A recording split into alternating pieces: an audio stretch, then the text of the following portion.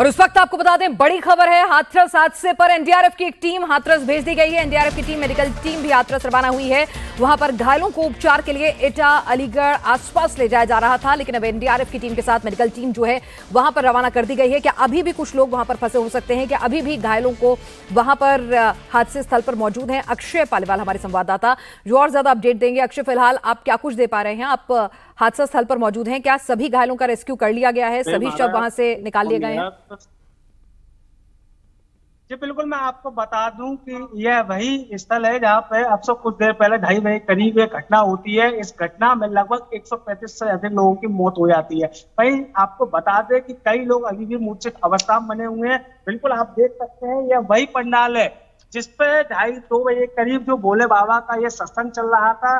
इस पंडाल में फिर उमस होती है और उस उमस के बाद एक भगदड़ मचती है, जिस भगदड़ में लगभग 135 से अधिक लोगों की मौत होती है। बच्चे हो, बुजुर्ग हो, महिलाएं हो, सभी लोगों की मौत होती है। तो वहीं आप देख सकते हैं कि इस घटना के बाद अब पूरी तरीके से पंडाल को समेटने का कार्य किया जा रहा है।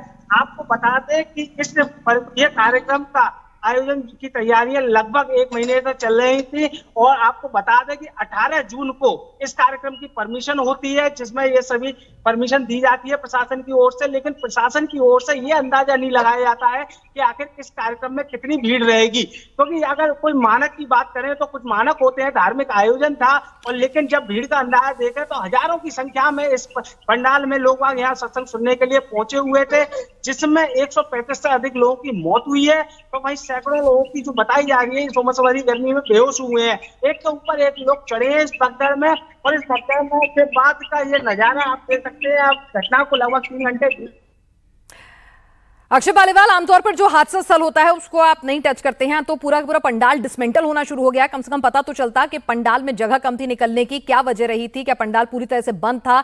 निकासी द्वार कम थे? क्या पंडाल में कोई वहां पर पानी पिलाने का, कहा जाता है कि बाबा के सत्संग में पानी पिलाया जाता है और वही पानी उनके तमाम कष्ट हरता है, तो उसकी वजह से काफी कीचड़ हो गया, जिसकी वजह से फिसलन हुई है? ऐसी भी कोई खबर आ रही है आपके पास कि भगदड़ शुरू कहां से हुई? जी बिल्कुल, इस कार्यक्रम को करने के लिए लगभग 1 महीने पहले से समिति की ओर से ये कार्यक्रम की तैयारियां चल रही थी। तो वहीं बात करें तो ये अभी कुछ दिन पहले लगातार जो 2-3 दिन बारिश हुई है, तो उसके बाद से आप ये जमीन देख सकते हैं।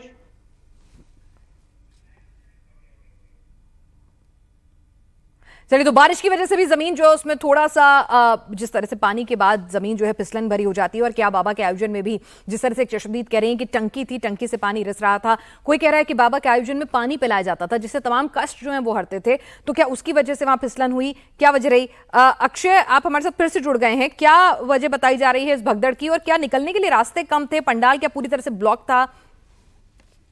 जब पंडाल की बात करें तो यह पंडाल आप देख सकते हैं, जिस पर आप सब कुछ देर पहले जो सत्संग चल रहा था, तो उस सत्संग में ये पंडाल कवर्ड था। उस कवर्ड के बाद यहाँ जो उमस होती है, यहाँ यानी कि जो व्यवस्था करी गई थी, एक व्यवस्था का एक अनुमानित बात करें तो अगर 10,000 लोगों की बात करी गई थी इस पंडाल में बैठेंगे, तो लेकिन यह व्यवस्था आखिर 10,000 क्रॉस होती है और 15,000 प्लस रहती है। लेकिन इतनी बड़ी जब यह व्यवस्था होती है तो इस व्यवस्था में बैठने के इंतजाम की बात करें तो व्यवस्था पूरी तरीके से फेल नजर आई। तो उसके बाद यहाँ जो बारिश का भी कुछ माना जाता है कि इस बारिश की वजह से भी यहाँ व्यवस्था बिगड़ी है, क्योंकि यहाँ जो जमी है, नमी है पूरी, और आगे जो आगे व्यवस्था करते तो वो आगे कीच सी है। लेकिन वो स्थिति अब पूरी तरीके से आप देख सकते हैं, यह वही पंडाल था जिस पे इस तरीके की घटना हुई है। एक पूरे देश को पूरा झंझोड़ कर रख दिया है। अच्छा, सुनिए, आप कह रहे हैं मरने वालों का आंकड़ा जो है वो 135 भी हो सकता है, लेकिन आधिकारिक तौर पर यह आंकड़ा 60 से 70 ही बताया जा रहा है। अभी ये आंकड़ा बढ़ भी सकता है।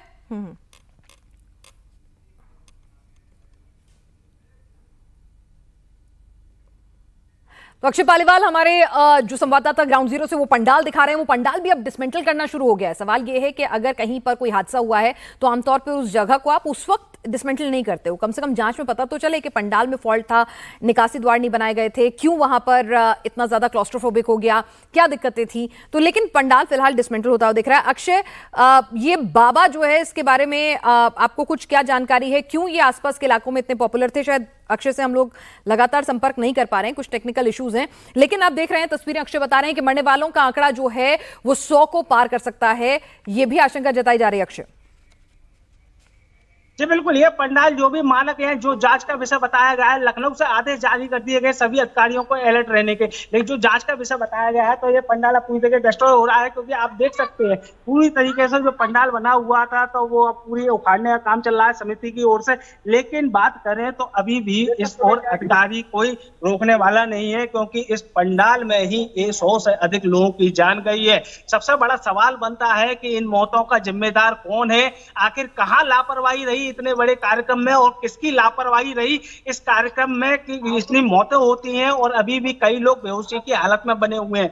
आसपास के जिले की बात करें, अलीगढ़, आगरा, एटा, इन सभी जिलों को एक्टिव यानी अलर्ट रहने के डीएम, एसपी सभी अधिकारियों को निर्देशित कर दिया गया है। सभी अधिकारी अलर्ट रहे, और जो भी यहाँ बेहोशी की हालत में है या मृतक अवस्था में मोर्चरी पे पहुंच रहा है, तो उनका पोस्टमार्टम पहले कराया, और जो भी अभी बेहोशी की हालत में उनके इलाज को ठीक बेहतर है से बेहतर कराया। अक्षय, कहाँ कहाँ कौन कौन से स्थानों में घायलों को लेके जाया जा रहा है? अभी तक हमारे पास इत्तला थी एटा, तो सबसे नजदीकी कौन कौन से इलाके पड़ते हैं? कहाँ कहाँ घायलों को लेके गए हैं प्रशासन और शवों को? नजदीकी की बात करें तो सबसे नजदीकी यहाँ एटा, सबसे पहले एटा यहाँ 27 लोगों को भेजा गया था, जिसमें कि 23 महिलाएं, एक बुजुर्ग और 2 बच्चे शामिल थे। तो वही बात करें दूसरे अलीगढ़ में, बेहतर व्यवस्थाओं को देखते हुए अलीगढ़ रेफर किया गया था, और जो बॉडी थी उन बॉडियों को अलीगढ़ भेजा गया था। तो वही अब तीसरा आगरा, आगरा पर जोर दिया गया है, क्योंकि स्वास्थ्य व्यवस्था अगर बात करें तो हाथरस एक छोटा जिला है, सुविधाओं से थोड़ा वांछित है, तो लेकिन जब आसपास के जिलों के डीएम, एसपी, सीएमओ सभी को अलर्ट रहने के निर्देश दिए गए। ठीक है, हमारे साथ रवि भी, हमारे सहयोगी इस वक्त जुड़ चुके हैं। रवि, क्या कुछ आपके पास जानकारी है, फिलहाल अपडेट है घायलों की संख्या को लेकर? वहां पर आयोजकों की तरफ से उनके खिलाफ कोई कार्रवाई हुई हो? फिलहाल क्या अपडेट आपके पास है? जी मैम, मैं बता दूं मैम, हाथरस के मुगलगढ़ी में मैं जिस जगह खड़ा हूं वो अलीगढ़ टू एटा हाईवे है। इसके दूसरी तरफ जहां बाबा भोले बाबा का जो पंडाल लगा हुआ था, वहां से जब समापन हुआ तो उसके बाद जो भीड़ इस हाईवे को क्रॉस कर रही, तो यहाँ पे कुछ पानी की बौछारें की गई, जहां से यह कीच हुई, और कीच होने के बाद लोगों को फिसलन हुई। मैं अपने कैमरामैन को दिखाऊं कि मैं उस हाईवे के बिल्कुल नजदीक, यहाँ इस तरह इतनी तादाद में मिट्टी की इतनी बड़ी फिसलन है, और फिसलन के बावजूद और यहाँ पे लोग जो पैनिक पैदा हुआ भगदड़ से, और वो इस तरह इस खेत की तरफ, नीचे की तरफ आते हैं। नीचे की तरफ आने के बाद एक के ऊपर एक, और पता नहीं कितनी तादाद में लोगों का, महिला, बच्चे, बूढ़े, बुजुर्ग जो भी हैं, यहाँ एक दूसरे का सिलसिला स्टार्ट होता है। के बाद ये मैं दिखा दूं, ये पूरा खेत पड़ा हुआ है, यहाँ अभी भी फिसलन है। उसके बाद मैं चाहूंगा नेक्स्ट थोड़ा आगे आने पे, यहाँ काफी तादाद में जूते, चप्पल, यहाँ तक के कपड़े बच्चों के, और ये इनके जो बाबा भोले बाबा के जो बैनर हैं वो, और जो नीचे बिछाने के जो फर्श। जी मैम, जी मैं ये जानना चाहती हूँ कि इतना खुला इलाका था, खुला पंडाल था, तो फिर भगदड़ कैसे मची? क्या पानी की वजह से फिसलन हुई, वही भगदड़ की मुख्य वजह रही? और वो पानी की बौछार की गई थी, या पानी रिस रहा था टंकी से, क्या था? यहाँ इस तरह मैं था, उसके बाद क्या है कि जिसका निकलने का जो रास्ता है वो बहुत सकरा था, जैसे वहां से लोगों की काफी भीड़ हुई, और गर्मी की वजह से प्रशासन के द्वारा यहाँ पानी की बौछारें की गई। तो हाईवे के दूसरी तरफ वहां फिसलन होती है।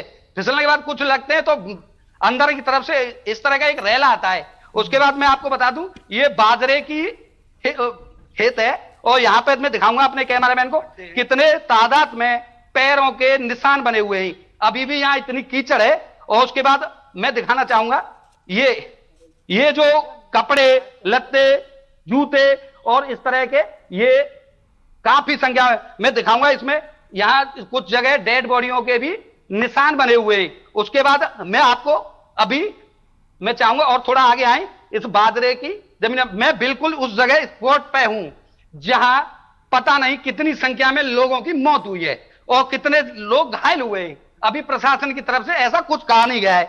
अब मैं ये देखें और आगे की तरफ देखें, इस पूरे खेत में यहां तक के ये देखें जी जी, तो यहाँ पानी की बौछारें हो रही थी जिसकी वजह से वहां पर फिसलन हुई और रास्ता संकरा था। कुछ लोग ये भी कह रहे हैं कि जो यहाँ पर बाबा थे उनको निकाला जा रहा था, उनका काफिला गुजर जाए इसलिए भीड़ को रोका गया और उसके बाद भीड़ जो है बाबा के दर्शन करने के लिए एकदम से बेकाबू हो जाती है और फिर ये भगदड़ मचती है और आगे कीचड़ होता है तो फिर फिसल फिसल के एक दूसरे के ऊपर गिरने लगते हैं। अक्षय भी हमारे साथ हैं। जी जी मैम, बिल्कुल। बाबा जो उसका समापन होता है तो पहले उस बाबा को यहां से निकाला जाता है। बाबा को निकालने के लिए उनको रास्ता रोक दिया जाता है प्रशासन के द्वारा। काफी संख्या में कुछ लोग बाबा के दर्शन करने के लिए भी उतावले थे। हो सकता है इस वजह से उनके लिए पैनिक पैदा हुआ हो और हाईवे पे ना तो कोई ट्रैफिक उनको जाम किया।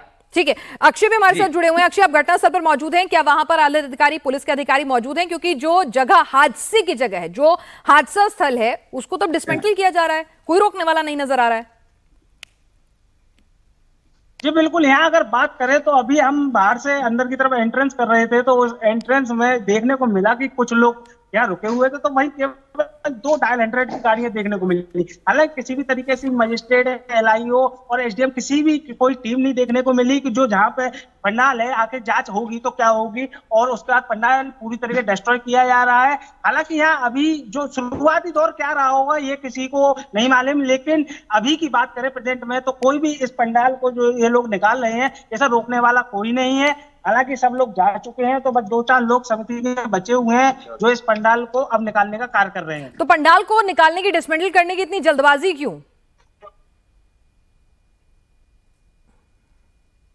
तो बिल्कुल जिस तरीके से इन लोगों ने परमिशन ली थी, आदमी दिखाए होंगे कि कितने लोग इसमें शामिल लेंगे, लेकिन कहीं ना कहीं इसमें भीड़ एक रूप से ऊपर आई है क्योंकि इतनी भगदड़ होती है, इतनी कैजुअलिटी होती है और कई लोग अभी भी, ये मौत का आंकड़ा बढ़ सकता है क्योंकि कई लोग अभी भी बेहोशी की हालत में बने हुए हैं। तो हालांकि जो एक मानक होते हैं परमिशन देते टाइम पे कि आके इन मानकों को दिखाते हुए इन लोगों ने अपनी मजिस्ट्रेट से परमिशन ली होगी कि हम लोग यहाँ 2 जुलाई को यह कार्यक्रम करेंगे भोले बाबा का, तो उसके आधार पर मजिस्ट्रेट ने सब परमिशन दी होगी इस कार्यक्रम की। तो उसके बाद अब आप बात करें तो एक घटना हो जाती है, एक बड़ी लापरवाही रहती है आयोजकों की। जिस तरीके से इस खबर को लखनऊ तक और दिल्ली तक में संज्ञान लिया गया है और साफ कर दिया गया है कि अधिकारियों की ओर से जो भी इस कार्यक्रम में दोषी होगा, आयोजक हो या अधिकारी हो, सभी के खिलाफ कार्रवाई होगी। अक्षय, कार्रवाई तो होगी लेकिन किसी की माँ, बेटी, बहन वापस लौट आएगी और जब पूरा का पूरा टेंट ही डिसमेंटल हो जाएगा, आयोजन स्थल ही डिसमेंटल हो जाएगा, तो जांच किस चीज की होगी कि वहां पर क्या फॉलो हो रहा था, क्या नहीं हो रहा था, या जांच पहले कर ली गई है? कई सारे सवाल जो हैं, हालांकि अधिकारी जब तक नहीं बोलेंगे तब तक स्थिति साफ नहीं होगी। लेकिन जो पोस्टर है, बैनर है, उसमें कुछ लोगों के नाम जो है जरूर लिखे हुए हैं। देव प्रकाश, मधुकर, महेश चंद्र, अनार सिंह, संजू यादव, चंद्रदेव, राम प्रकाश। जो एक होर्डिंग जो उनका था उस पर ये तमाम नाम जो है वो जरूर लिखे हुए हैं, जिनके लिए कहा गया था कि अगर आपको इसके बारे में कुछ भी संपर्क करना है तो आप इन लोगों से संपर्क कर सकते हैं। अगर आप लोगों को इस मानव मंगल मिलन सद्भावना समागम समिति और हाथरस के आयोजनकर्ताओं के नाम नीचे दिए गए थे उस बैनर पर, तो ये तमाम लोग हैं जिनसे भी पूछताछ होगी, जिनसे भी कार्रवाई होगी। लाजमी सी बात है, यही आयोजनकर्ता थे तो जिम्मेदारी, जवाबदेही इनकी सबसे पहले बनती है। मैं आपसे समझना चाहूंगी अक्षय कि ये जो नारायण साकार हरि उर्फ भोले बाबा हैं, ये बाबा कई बार अपने आयोजनों को लेकर सवालों के घेरे में भी रहे हैं कि आमतौर पर इनके आयोजनों में अव्यवस्था और इस तरह से भीड़ जरूरत से ज्यादा हो जाना बनी रहती है। कौन है ये बाबा, कैसे इतने पॉपुलर होते चले गए, खासतौर से पश्चिमी उत्तर प्रदेश और राजस्थान के कुछ इलाकों की बात करें तो? बात करें तो इन बाबा का कासगंज, यहाँ से कासगंज है, कासगंज के पटियाली क्षेत्र में एक बड़ा एक महकमा है क्योंकि एक जो समिति के सदस्य हैं वो काफी कंपिल, फर्रुखाबाद का कंपिल बात करें, कायमगंज बात करें और कासगंज का पटियाली बात करें, तो यहाँ पे बाबा के हजारों भक्त आपको देखने को मिलेंगे। जो ये भक्त है वही भक्त जो अन्य जिलों में कार्यक्रम होता है उसे सफल बनाने का काम करते हैं, वही वक्त आगे बढ़कर इस कार्यक्रम में हिस्सा लेते हैं और अपने कई लोगों को इसमें जोड़ते हैं, जिसके बाद एक ये लोग जुड़ते चले जाते हैं चैन की तरह। तो वही बात करें तो इस कार्यक्रम को सफल बनाने के लिए जिले में और छोटे छोटे कस्बों में काफी लोगों की टीमें हैं जो कि बाबा के कार्यक्रम को सफल बनाने के लिए काम करती है। हर महीने बात करें पटियाली क्षेत्र में भी इस तरह के कार्यक्रम होते हैं। अरे रुक जाओ एक मिनट, ये क्या दिक्कत है देखना यार अपने चलिए, और इस बीच आपको बता दें कि तो पटियाली में तो खुद का आश्रम है, बड़ा भव्य आश्रम है, जहां से मूलतः बाबा जो है वो ताल्लुक रखता है। वहां पर बहुत बड़ा आश्रम है जहां पर अलग अलग सत्संग आयोजन होते हैं, और वहां पर एक हैंडपंप है। कहा जाता है कि भाई उस हैंडपंप से अगर पानी पिया तो आपके कष्ट हट जाएंगे। तो उस हैंडपंप का पानी लेने के लिए, पीने के लिए भी बड़े तादाद में भीड़ वहां पर जुटती है। और हर मंगलवार को बाबा का एक भव्य सत्संग समागम होता था, और उस समागम में ही इस बार ये इस इलाके में हुआ था। हाथरस के फुलरई गांव में हुआ था। सत्संग को मानव मंगल मिलन सद्भावना कार्यक्रम का नाम दिया गया था, जो हाथरस से लगभग 47 किलोमीटर दूर एटा रोड के करीब एक फुलरई गांव है, वहां पर यह कार्यक्रम हो रहा था। और बाबा का बाकायदा उनका ही एक YouTube चैनल है, वो खुद चलाते हैं, उनके किसी फैन ने बनाया है। इसको लेकर अभी कोई जानकारी पुष्ट तौर पर नहीं की जा सकती है, लेकिन अगर YouTube पे आप बाबा के नाम को सर्च करेंगे तो एक चैनल मिलेगा जहां पर बाबा के तमाम प्रवचन मिलेंगे, बाबा की बायोग्राफी मिलेगी कि कैसे आईबी में काम करने वाला बताता है बाबा खुद को, कि पहले आईबी में काम करते थे और उसके बाद जो है वो धीरे धीरे उनका आध्यात्म की तरफ रुझान हुआ, वॉलंटरी रिटायरमेंट ली और उसके बाद पूरी तरह से आध्यात्म की सेवा में खुद को लगा दिया। अक्षय भी हमारे साथ हैं, रवि भी हमारे साथ हैं। रवि, अक्षय, अगर आप में से कोई हमारे साथ इस वक्त है तो हम जानना चाहेंगे कि कहा जाता है कि बाबा का रसूख भी था, बड़े बड़े नेता बाबा के इस सत्संग समागम में शरीक होने के लिए आया करते थे। जी, मैं आपको बता दूं, बाबा के यहाँ हाथरस, अलीगढ़, एटा, इस जगह पे, बहुत जगह पे कई इस तरह के सत्संग हुए हैं। उसके बावजूद भी बाबा के सत्संग में काफी संख्या में भीड़ आती थी, लाखों की संख्या में। हमने लोगों से पता किया तो बताया जाता है कि 30 से 40 हजार लोगों की परमिशन थी, लेकिन यहाँ लोगों की संख्या लाखों में आई। उसी हिसाब से प्रशासन की तरफ से ये सारे बंदोबस्त किए गए। और इस वक्त हाथरस के सांसद अनूप प्रधान जी हमारे साथ इस वक्त जुड़ चुके हैं। अनूप जी, इस हादसे के बारे में, इस दुखद हादसे के बारे में क्या अपडेट है आपको? मरने वालों की संख्या, राहत बचाव कार्य में सबसे पहले आपसे अपडेट चाहेंगे। देखिए, मैं लोकसभा में था तो मेरा फ़ोन भी बंद था, क्योंकि लोकसभा में फ़ोन नहीं आ पाता। तो प्रधानमंत्री जी ने जब हाथरस के बारे में कहा तब मेरी संज्ञान में आया, तो मैंने तत्काल बाहर निकल के वहाँ के हमारे स्थानीय विधायक और डीएम और एसएससी से मेरी बात हुई है। तो लगभग जो मुझे बताया गया है कि 50 से 60 लोग जो श्रद्धालु हैं उनकी दर्दनाक मृत्यु हुई है और काफ़ी बड़ी संख्या में घायल हुए हैं। जी, अभी आपके इलाके के डीएम, एसएसपी किसी से बातचीत हो पाई हो? क्योंकि कुछ लोगों का कहना है कि आंकड़ा 100 को भी पार कर सकता है वहां पर सत्संग में आए अनुयायियों की मौत का। देखिए, अभी मेरी थोड़ी देर पहले ही बात हुई है, निकलते ही मेरी बात हुई थी, तो उन्होंने एग्जैक्ट फिगर अभी किसी के पास नहीं है। उन्होंने कहा कि एग्जैक्ट नहीं है, लेकिन 50 से 60 लोगों की फिलहाल जो है दर्दनाक मृत्यु उन्होंने बताई है। हादसे की वजह बताई उन्होंने? आपने जानने की कोशिश की होगी कि हादसा क्यों हुआ, कैसे हुआ? शुरुआती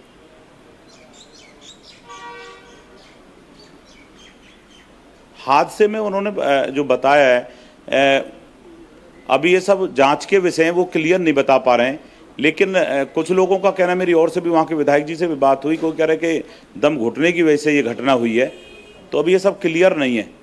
कुछ लोग तो ये भी कह रहे हैं कि प्रशासन की ओर से भी लापरवाही रही, आयोजन में जो तमाम नियम कायदे कानून होते हैं उनका पालन नहीं किया गया था आयोजकों द्वारा, और प्रशासन ने भी अनुमति देने के बावजूद इस पर कोई चेक नहीं रखा।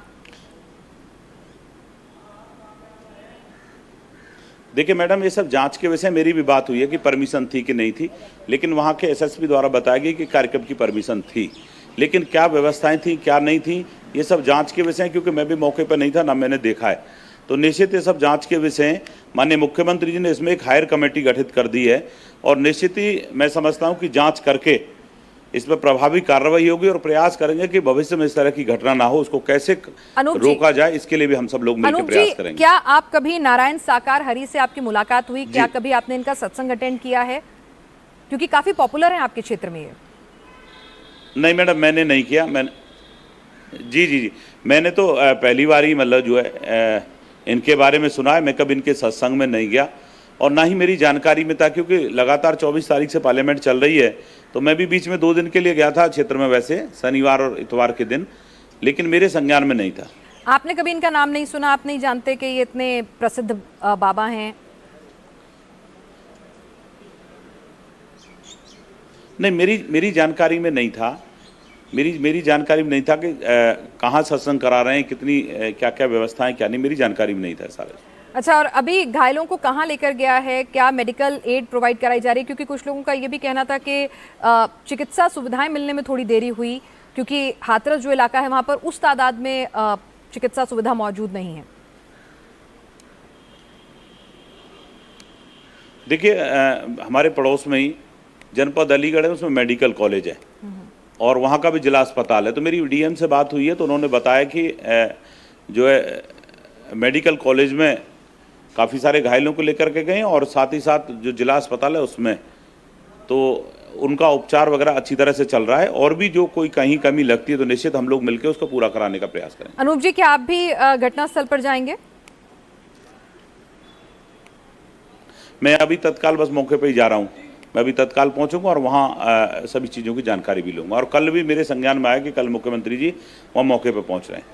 जी, हमसे बातचीत करने के लिए आपका शुक्रिया। तो अभी हाथरस के सांसद अनूप प्रधान जी कह रहे हैं कि उनके पास जो आधिकारिक जानकारी है वो 60 लोगों की मौत की है। आंकड़ा इससे बढ़ सकता है कि नहीं, उस पर उन्होंने भी कुछ भी कहने से इनकार कर दिया। परमिशन थी, ये बात उन्होंने भी कहा कि एसएसपी ने कबूला है कि परमिशन थी, लेकिन गलती कहां हुई, चूक किससे हुई, ये जांच का विषय है। कि प्रशासन की तरफ से भी कोई चूक हुई है, उसको लेकर भी जांच जो है लगातार जारी है। इन बाबा से वो कभी नहीं मिले, हालांकि विधायक जो थी उन्होंने कहा कि वो जरूर इन बाबा को जानती है, उनके सत्संग में भी वो जाती रही हैं, उनको पसंद भी करती हैं। बाबा जो है वो ये जो इलाका है हाथरस का, एटा का, अलीगढ़, आगरा, इस क्षेत्र में उनका खासा प्रभाव बताया जाता है और खुद उनका आश्रम भी जो है इसी इलाके में बताया जाता है, जहां पर हर मंगलवार को बड़ी तादाद में लोग जो हैं उनका पानी लेने के लिए आते हैं उनके हैंडपंप से, जिसे पवित्र पानी एक तरह से कहा जाता है।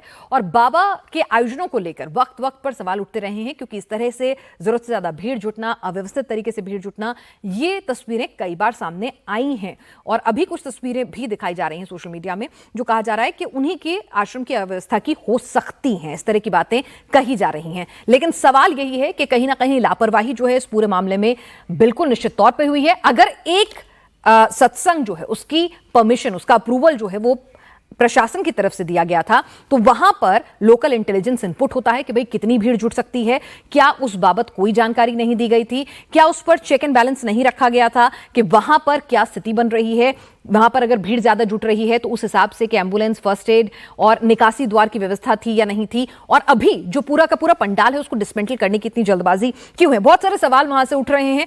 इस बीच आगरा एडीजी और अलीगढ़ कमिश्नर मामले की जांच कर रहे हैं। 24 घंटे में अपनी पूरी जांच रिपोर्ट उन्हें सौंपनी है। अलीगढ़ मेडिकल कॉलेज में आगरा एडीजी हादसे पर क्या कुछ कह रहे हैं, आइए सुनते हैं। हमारी प्राथमिकता अभी यह है कि जो उपचाराधीन हैं उनको सही से उपचार मिल सके, ताकि हम उनके लिए बचाव का कार्य कर सकें। और जो श्रद्धालु मृत हैं उनके लिए भी हम जितनी जल्दी सारी फॉर्मेलिटीज़ हो सकती हैं वो फॉर्मेलिटीज़ पूरी करने की कोशिश कर रहे हैं। सबसे पहले आइडेंटिफिकेशन का काम है, तो हम आइडेंटिफिकेशन और फोटोग्राफी सभी मृतकों का कर रहे हैं, ताकि हम उनके परिवारों से उनको जोड़ सकें। और बाकी जितनी भी फॉर्मेलिटीज़ हैं उनको जितनी तत्परता से कर सकते हैं उसका मेडिकल इंतज़ाम करवाया जा रहा है, और अंततः उनको उनके परिवार तक सम्मानजनक रूप से ले जाया जा सके, इसका हम प्रयास कर रहे हैं। हमारी सारी संवेदनाएं परिवार के साथ है, शोकाकुल परिवारों के साथ है। काफ़ी दर्दनाक हादसा हुआ है और इसके लिए प्रदेश सरकार अत्यधिक सहानुभूति महसूस कर रही है। तो सहानुभूति, संवेदनाएं हैं, सवाल अपनी जगह हैं कि आखिर ये जो कथित तौर पर नारायण साकार हरि उर्फ भोले बाबा नाम का जो ये सत्संग कराने वाले बाबा हैं, वो लोगों की भीड़ को, उनका आयोजन जो होता है उसमें जिम्मेदारी, जवाबदेही लोगों की थी, उन्होंने क्या कोताही बरती है, कि प्रशासन की तरफ से भी कुछ लापरवाही, कुछ कमियां रह गई, ये इंश्योर करने में कि जो तमाम एसओपीज होते हैं वो फॉलो किए गए थे कि नहीं किए गए थे अनुमति देते वक्त। तो ये तमाम सवालात हैं जो लोगों के जहन में है। लेकिन अभी सबसे पहली प्राथमिकता ये है कि जिनके अपने इस हादसे में मारे गए हैं, क्योंकि ज्यादातर मरने वालों में या तो बुजुर्ग हैं, क्योंकि वही सत्संग में जाते हैं, महिलाएं हैं, उनके साथ बच्चे हैं, तो मरने वालों में सबसे ज्यादा तादाद उन्हीं की है। इस बीच हादसे पर मंत्री लक्ष्मी नारायण चौधरी क्या कुछ कह रहे हैं, आइए आपको वो भी सुनवाते हैं। सूचना मिली, मुख्यमंत्री जी ने मुझे निर्देश दिया, मैं यहाँ मौजूद हूँ। हमारे जिलाधिकारी, एसएसपी, उनकी पूरी टीम मौजूद है। अभी एटा में 27 मृतक सब आए हैं, उनके यहाँ उनका पोस्टमार्टम होगा। हमने तत्काल जैसे सूचना मिली निर्देश दे दिए हैं। अलीगढ़, हाथरस, एटा, आगरा सभी जगह एम्बुलेंस लगा दी गई है और घायलों के उपचार की व्यवस्था पहले की जा रही है और पोस्टमार्टम की व्यवस्था की जा रही है। मृतक परिवारों को 2-2 लाख रुपए सरकार की ओर से मुआवजा दिया जाएगा। जो भी घायल हैं उन सबको 50,000 रुपए मुआवजा दिया जाएगा। सभी घायलों का मुफ्त इलाज सरकार की ओर से कराया जाएगा और कल जो है मुख्यमंत्री जी भी घटनास्थल पे आए। तो सवाल यही है सबके जहन में कि हादसा कैसे हुआ, क्यों हुआ, क्या लापरवाही हुई, क्या गलती हुई। पहली थ्योरी जो निकल कर आ रही है कि वहां जब सत्संग हो रहा था तो वो हॉल काफी छोटा था, हॉल से बाहर निकलने वाला गेट काफी छोटा था, रास्ता काफी संकीर्ण था। गर्मी और उमस से परेशान लोग जल्दी निकलने के चक्कर में गिर गए और उसके बाद एक के ऊपर एक उनको लोग कुचलते हुए बाहर निकले। तो एक थ्योरी तो ये कही जा रही है कि सत्संग खत्म होते ही हॉल में भगदड़ मच गई, लोगों में होड़ थी ज्यादा जल्दी निकलने की और इसी के कारण कुछ लोग फिसले, नीचे गिरे और फिर उसके बाद एक के ऊपर एक लोग जो हैं वो गिरते चले गए। हादसे की दूसरी वजह भी आपको बता दें, क्या कुछ आ रही है वो भी आपको समझाएंगे। पहले थ्योरी नंबर 1 आपने सुनी। सत्संग के बाद नारायण साकार हरि का काफिला निकला और काफिला निकालने के लिए कुछ देर के लिए भीड़ को रोक दिया गया। काफिला निकलते ही अचानक से भीड़ छोड़ी गई और भीड़ में भगदड़ मच गई और रास्ता छोटा था निकलने का और उसकी वजह से लोग जो हैं वो गिरते हुए गिरे और दम घुटने से कई लोगों की मौत हो गई है। सत्संग खत्म होते ही मची हॉल में भगदड़ की वजह से ये एक दूसरे पर गिरने से लोगों की दम घुटने से ज्यादातर मौत हुई है। ये दूसरी थ्योरी है। हालांकि कुछ चश्मदीद ये भी कह रहे हैं कि वहां पर जो है वो फिसलन थी, पानी जो है, बारिश भी हो रही थी 2 दिन से, उसके बाद वहां पे कुछ पानी की फुहारें भी थी तो उसमें भी संकरा रास्ता था, लोग एकदम तेजी से आ रहे थे तो फिसलते चले गए और उसके ऊपर एक के ऊपर एक जो है भगदड़ मच गई। हमारे साथ हमारे संवाददाता इस वक्त ग्राउंड जीरो से कुमार सोनू हाथरस से जुड़ चुके हैं। कुमार सोनू, क्या स्थिति है फिलहाल, क्या अपडेट है आपके पास इस हादसे को लेकर? देखिए, अभी जो आगरा जोन की एडीजी हैं अनुपम कुलश्रेष्ठ, हमारी उनसे बात हुई है। उनका ये कहना है कि 60 के करीब जो बॉडी हैं वो यहाँ पर ट्रॉमा सेंटर में लाई गई हैं जो कि सिद्धार्थ राउत में है। इसके अलावा जो 27 बॉडी हैं वो जो है एटा में हैं। फिलहाल घायलों का भी इलाज कर रहा है। पुलिस का के लिए सामने जो है सबसे बड़ी चुनौती ये है कि जो मृतक हैं उनके शवों को उनके परिजनों को सौंपना, साथ ही साथ जो आयोजक हैं उन पर कार्रवाई करना, क्योंकि सबसे बड़ा सवाल है फिलहाल लोगों में बेहद नाराजगी है इस पूरे हादसे को लेकर। पुलिस लगातार कार्रवाई कर रही है, हेल्पलाइन नंबर जारी किया गया है, एनडीआरएफ की टीमें जो है वो यहां पर पहुंच रही हैं, रवाना कर दी गई है गाजियाबाद से एक टीम और साथ में उसके साथ मेडिकल टीम भी है। खुद जो है मुख्यमंत्री इस पूरी घटना पर नजर बनाए हुए हैं। इसके अलावा अगर मैं बात करूं तो जो जिस तरीके से यहां पर पुलिसिया कार्रवाई हो रही है तो कई जिलों की पुलिस को यहां पर डिप्लॉय किया गया है। खुद एक जांच कमेटी जो है मुख्यमंत्री ने बना दी है फिलहाल। और अभी आपको तस्वीरें मैं यहां पर दिखाऊंगा तो यहां पर जो एम्बुलेंस है वो बहुत ज्यादा है और लगातार जो है शवों को यहां पर लाया गया था, लेकिन अब यहां से जो घायल हैं उनको भी कुछ घायलों को शिफ्ट किया गया। फिलहाल भीड़ बहुत ज्यादा है। लगातार पुलिस के लिए सबसे बड़ी चुनौती यह है कि किसी भी तरीके से यहां पर भीड़ को मैनेज करना, साथ ही साथ जो मृतक हैं उनके शवों को उनके परिजनों तक सकुशल पहुंचाना और उसके अलावा जो घायल हैं उनको सही उपचार देना। तो ये पुलिस के सामने बड़ी चुनौती है। फिलहाल पुलिस लगातार जो है यहाँ पर है, काम कर रही है। एडीजी से लेकर तमाम जो आला अधिकारी हैं वो इस वक्त स्पॉट पर हैं और यहाँ पर और लगातार जो राहत कार्य है, जो मेडिकल देना है लोगों को जो घायल हुए हैं, ये पुलिस के लिए फिलहाल प्राथमिकता है। इसके बाद आयोजकों पर भी कार्रवाई की जाएगी। जी बिल्कुल। और कहा जा रहा है कि एलआईयू ने जो इनपुट दिया था, क्या उस हिसाब से वहां पर प्रशासन ने हरकत में आया? क्या भीड़ ज्यादा जुट रही थी? ऐसी कोई आशंका, ऐसा कोई इनपुट एलआईयू ने दिया था? इसको लेकर भी सवाल उठ रहे हैं। देखिए, बिल्कुल एलआईयू की रिपोर्ट कभी भी जो है कहीं पर भी कोई भी आयोजन होता है तो एलआईयू से पहले रिपोर्ट मांगी जाती है, उसके बाद जो है आगे की कार्रवाई की जाती है। तो जो अनुपम कुलश्रेष्ठ हैं, जो एडीजी आगरा जोन है, उनका कहना है कि बताया जा रहा है कि तकरीबन 1 से 1.5 लाख की भीड़ थी और जब जो स्वयं भू बाबा हैं वो उनका काफिला निकल रहा था तो उस दौरान तमाम जो वहां पर वॉलंटियर थे उन्होंने भीड़ को रोक लिया और जैसे ही बाबा का काफिला निकला तो उसके बाद भीड़ को अचानक से जो है उन्होंने जाने के लिए रास्ता खोल दिया। तो जिसके बाद एक एकदम एक के बाद एक लोग गिरते गए, उनके ऊपर लोग होते हुए बाहर निकलने लगे, जिसके चलते भीड़ जो है लगातार बढ़ रही थी। आप देखें कि अभी भी यहाँ पर एम्बुलेंस का आना लगातार जारी है।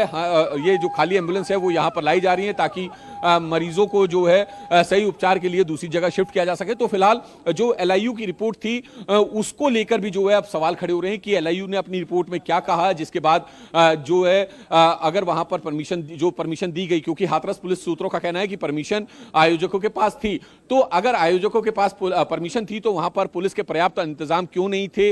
और ऐसे में जब बड़ा इवेंट होता है ऐसा, तो वहां पे एम्बुलेंस से लेकर दमकल विभाग की गाड़ियां वहां पर मौजूद रहती हैं, स्टैंड बाय मोड पर होती हैं, लेकिन वो जो है देखने को नहीं मिली। तो ये एक बड़ा सवाल है। फिलहाल पुलिस भी सवालों के घेरे में तो है ही, लेकिन इस वक्त यूपी पुलिस के लिए, हाथरस पुलिस के लिए सबसे बड़ी चुनौती है कि किसी भी तरीके से घायलों को जो है सही उपचार मिल जाए और जो मृतकों के शव हैं वो उनके परिजनों तक जो है सौंप दिए जाए, जिसके बाद आयोजकों पर कार्रवाई होगी। क्योंकि ये एक बड़ा प्रोग्राम था, ऐसे में वहां पर पर्याप्त पुलिस बल मौजूद था या नहीं था, ये तमाम ऐसे सवाल हैं जिनके जवाब अब आयोजकों के साथ साथ हाथरस पुलिस को भी देने हैं। हालांकि वॉलंटियर वहां पे लगे हुए थे लेकिन वो पर्याप्त नहीं थे। ऐसे में बड़ा इवेंट जब होता है तो पुलिस बल वहां पर मौजूद होता है, मेटल डिटेक्टर लगाए जाते हैं, साथ ही साथ एम्बुलेंस होती है, इसके अलावा दमकल विभाग की गाड़ी होती है, ताकि कोई भी अगर हादसा हो तो तुरंत क्विक रिएक्शन टीम जो होती है वो यानी क्यूआरटी जो है वो तुरंत रिस्पॉन्ड करे और तुरंत जो है मेडिकल की जो सुविधा है वो उपलब्ध कराए। लेकिन जिस तरीके से वो स्वयंभू बाबा का काफिला निकला, उसके बाद वॉलंटियर्स ने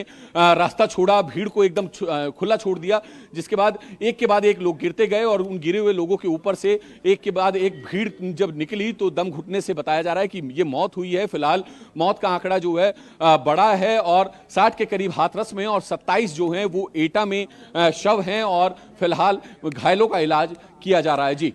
और नारायण साकार हरि के इस सत्संग में ये भगदड़ मची जिसमें 60 से ज्यादा लोगों के मरने की आशंका जताई जा रही है और नारायण साकार हरि की तरफ से अभी तक संवेदना के 2 बोल नहीं बोले गए हैं। कैमरे के सामने आना तो छोड़ ही दीजिए, अभी तक सवाल यहां पर आयोजकों पर भी हैं। आयोजकों के नाम बाकायदा उस बोर्ड में और परमिशन ली है तो परमिशन में भी पूरी डिटेल आयोजकों के बारे में जानकारी होती है।